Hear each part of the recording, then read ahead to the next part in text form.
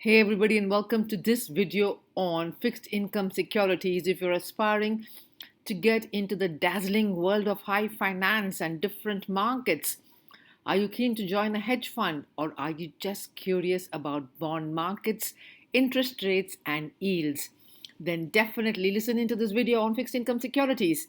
I'm your learning partner Sushila Hariharan. If you're interested in a career on fund accounting, corporate actions, trade life cycle and OTC derivatives, remember to smash that subscribe button so that you get notified of videos when I upload them.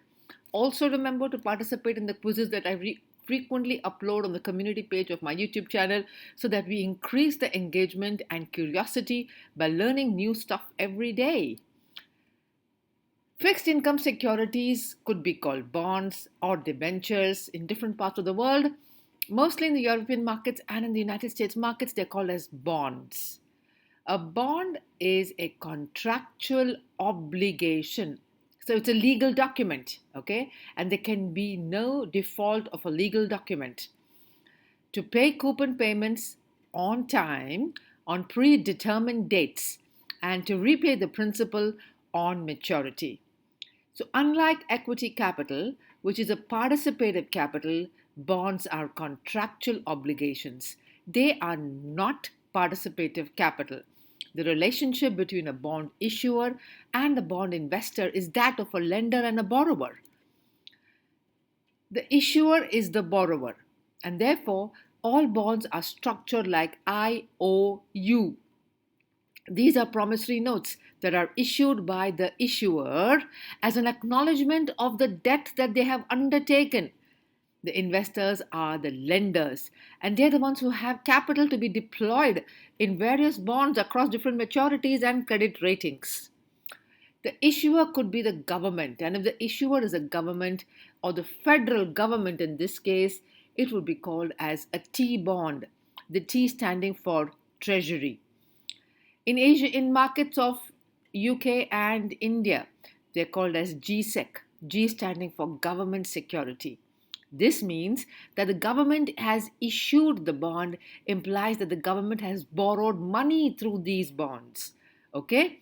So, treasury bonds are the largest bonds in the bond market because of the kind of dominance that the government borrowings have in these bond markets.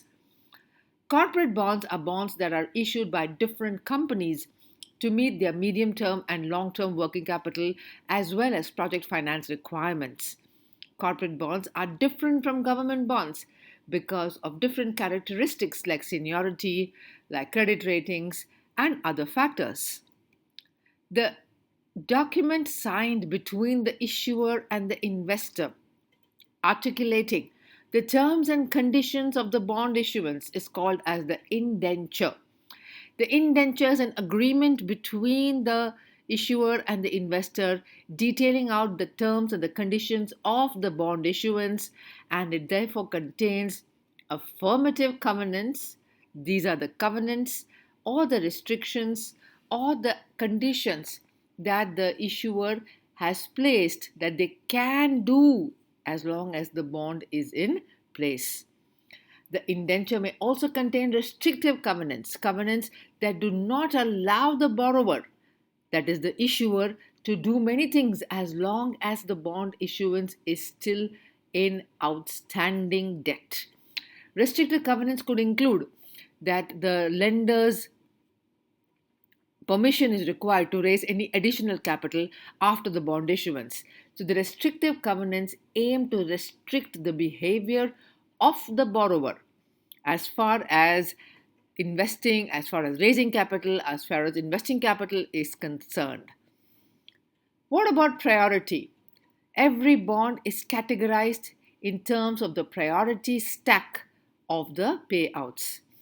If the priority of the bond in terms of priority stack is that it will be paid out first in the event of a bankruptcy or liquidation of the company, then that bond is classified as a senior bond.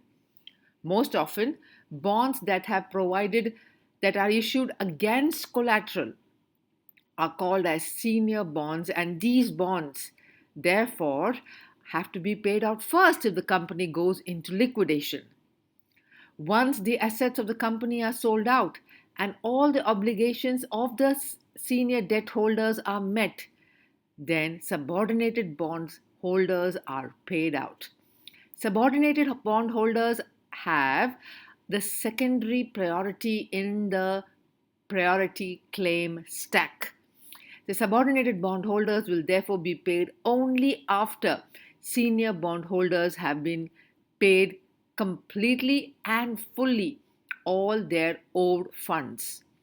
After the senior bondholders have been paid all their outstanding payments of interest and repayment, whatever is left from the asset sale is then paid to the subordinated bondholders.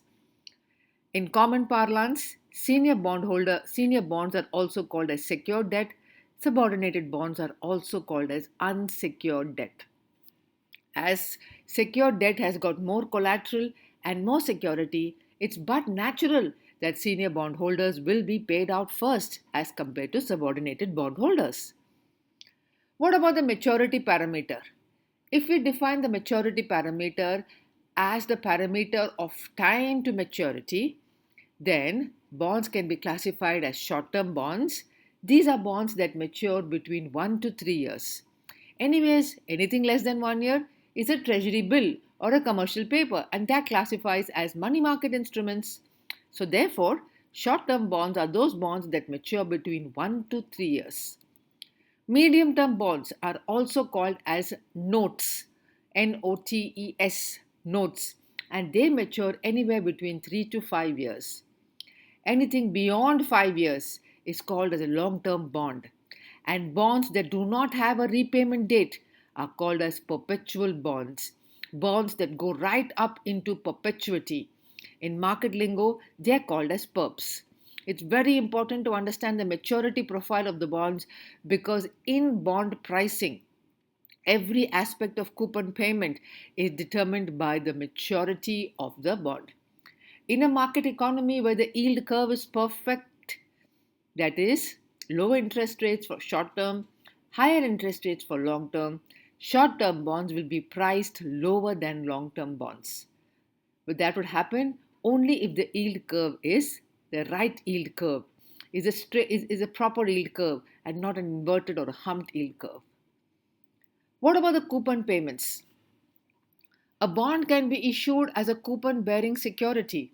The coupon could be a fixed coupon or a benchmarked coupon, and this coupon will be paid on predetermined dates. It's very important to remember that since the price of a bond is the discounted cash flow of all of the coupon payments plus the par value at the end of the maturity, it's important to categorize the coupon in a right manner. Most coupons that are paid on bonds, most bonds have coupons that are paid semi annually, like the US Treasury bonds, but sometimes you can also have bonds wherein the payment could be quarterly or even annual. The other kind of bonds are zero coupon bonds. In zero coupon bonds, there is no coupon payment at all. Then, how does the investor earn? The investor earns because the bond is issued at a discount to the face value and it is redeemed at par value. So, therefore, the bond does not pay any coupons, and all the earnings that are given all the earnings that are earned by the investor is nothing but the difference between the par value and the discounted price that they pay. So this is a very, very unique feature of bonds because only in bonds you find that there can be a zero coupon bond where the instrument is issued at a discount to the par value. There is no coupon paid. It could be a 10-year zero coupon bond. There will be no coupon payment at all in those 10 years. Then what will the investor earn? So then these bonds are issued at a deep discount to the par value. So that in the interim 10 years of holding the bond, even though if the investor does not get any kind of earnings, on maturity they will definitely earn the par value back. Bonds could be convertible bonds. That means they could be convertible into equity. The convertibility of a bond is a bond wherein on maturity, instead of the issuer paying back the investor the principal amount, the investor receives equivalent worth of shares in the company. Is this making sense? So, on maturity, if the investor is to be paid back the principal amount, instead they do not get the principal back. So, as long as the bonds were bonds, the investor was getting coupon. Then, on the redemption date, instead of paying back the principal amount, the issuer converts the outstanding principal amount into equivalent number of shares, and the investor now gets shares equivalent to the amount of the investment amount.